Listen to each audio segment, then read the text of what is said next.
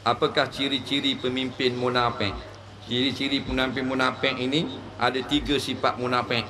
Yang Nabi kata ayatul munafik salasun atau salasatun. 3 ciri orang munafik. Yang pertama, bila cakap berdusta, bila berjanji menyalahi janji, apabila diberi amanah tidak amanah. Assalamualaikum warahmatullahi ta'ala wabarakatuh. Saya sebagai wakil kepada saudara dan saudari kaum muslimi dan muslimat di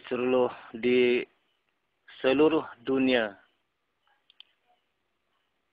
Sekarang saya akan memperkenalkan kilang yang membuat daging burger. Itulah kilang yang membuat daging burger yang dipunyai oleh syarikat McDonald. Dan kilang McDonald ini adalah kilang daripada syarikat yang dimiliki oleh Amerika Syarikat ataupun United States of America. Inilah cara-cara yang dia membuat daging burger ataupun daging-daging yang buat makanan di dalam kedai-kedai McDonald di seluruh dunia.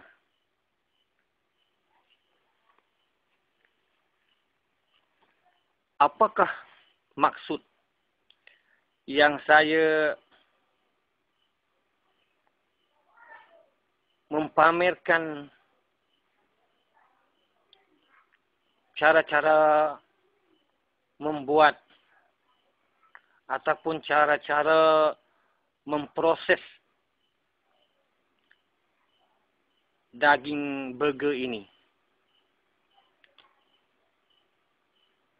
Hanya adalah satu maksud ataupun satu matlamat saya untuk supaya kaum muslimin dan muslimat di seluruh dunia dapat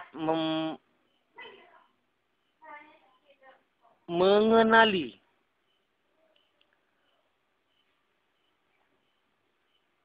apakah apakah rupa gambar yang sebenar.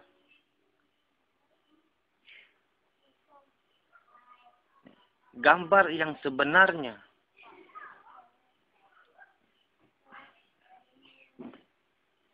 McDonald adalah satu syarikat yang mempunyai oleh orang Yahudi Amerika Syarikat.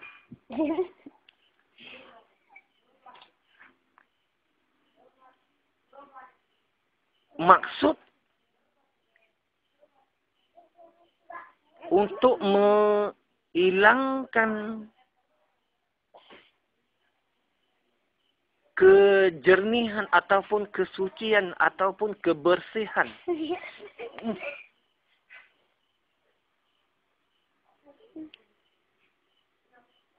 dalam hati-hati orang-orang yang beriman.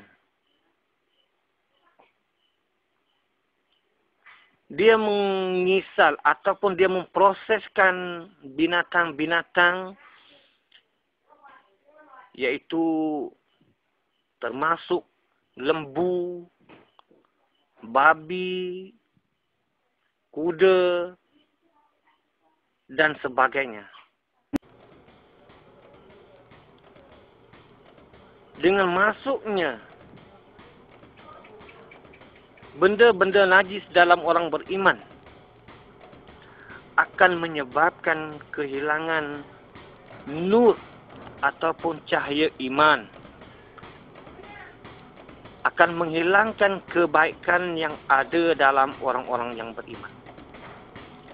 Sedarilah kaum saudara dan saudari, kaum muslimin dan muslimat yang kukasihi. Ada 3 sifat munafik yang Nabi kata ayatul munafik salasun atau salasatun. 3 ciri orang munafik. Yang pertama, bila cakap berdusta.